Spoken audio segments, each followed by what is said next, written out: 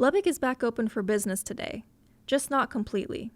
The executive order came down from the governor's office Monday afternoon, just a day before Lubbock's economic task force was set to present their recommendations for safely reopening. While this move doesn't lift all restrictions, it's still unsettling to some. One nurse, who I'll refer to as Lily, shared some of her hesitations about the city opening up right now. I definitely had a total meltdown a couple days ago where I just cried all night. My main hesitation is that my hospital is already seeing maybe not a large amount of corona cases, but it's definitely already really wearing on the nursing staff and the equipment and stuff like that. And I feel like those numbers are going to just skyrocket after we open up. Out of fear of receiving backlash for speaking out, Lily asked that we not use her real name in this piece. She's a nurse anesthetist, and although she hasn't worked with any COVID-positive patients as far as she knows, she's definitely felt the weight of the pandemic in her workload.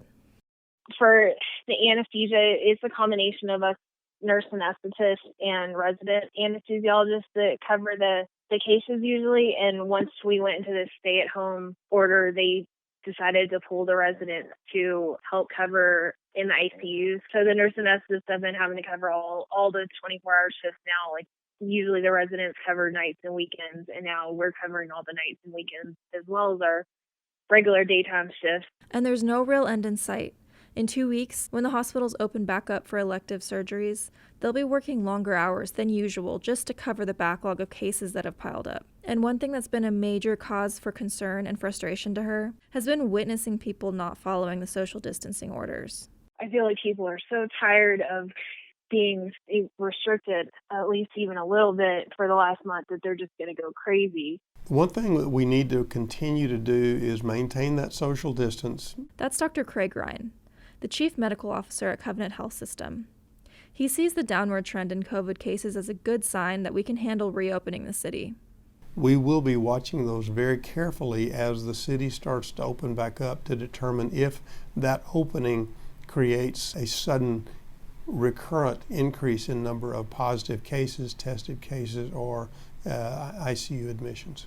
But as the restrictions in Lubbock begin to ease up, Lily wants to remind everyone that there's still a lot that we don't know about this virus. Right now, we don't know, can you get it a second time? Can you have secondary problems after recovering from it? We don't really know the answer to that.